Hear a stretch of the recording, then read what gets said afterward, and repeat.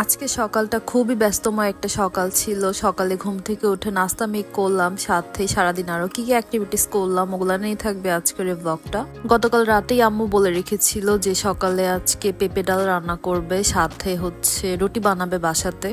আম্মু আমাকে সবকিছু কেটে দিল অ্যান্ড আমি পেঁপে ডালটা বসাই দিলাম। আজকে এক ঢিলে দুই পাখি মারবো, মানে আজকে আমার হাজবেন্ডকে লাঞ্চ বক্সেও এটা দিয়ে দিব, সাথে অন্য একটা কোনো কিছু করে দেব। পেঁপে ডালটা হয়ে গেলে আমি লাস্টে একটু বাগার দিয়ে দিচ্ছিলাম। বাগার দিলে স্মেলটা খুবই ভালো হয় আর খেতেও বেশ মজা লাগে, মানে এক্সট্রা একটা ফ্লেভার পাওয়া যায়। আমি যদিও এটাকে কষিয়ে রান্না করেছি, বাট তারপরেও একটু বাগার দিয়ে নিচ্ছিলাম।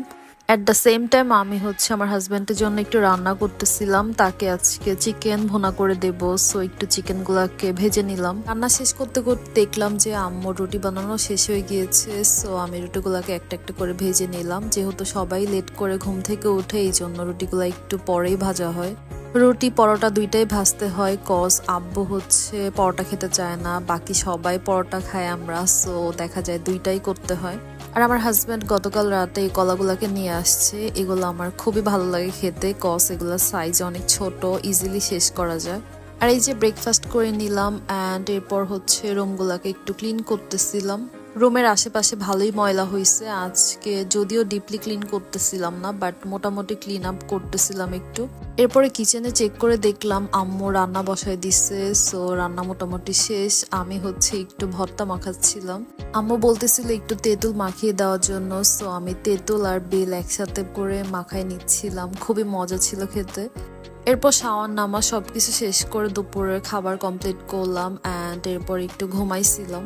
আর রাতে আমার হাজব্যান্ড অফিস শেষ করে আসার সময় বলতেছে ফোন দিয়ে যে ফুচকা খাবেন নাকি। ফুচকার কথা আস্ক করলে কি কেউ আবার মানা করে নাকি? ফুচকা তো যখন ইচ্ছা তখনই খাওয়া যায়। যদিও তখন অনেক রাত হয়ে গিয়েছিল, তাকে বলছিলাম যে অল্প করে নিয়ে আসার জন্য, বাট এতই অল্প আনছিল। পর ফুচকা খাওয়া হয়ে গিয়েছিল আর ঘুমনিগুলাকে আবার টক পানি দিয়ে চটপটির মতো বানাই খাচ্ছিলাম।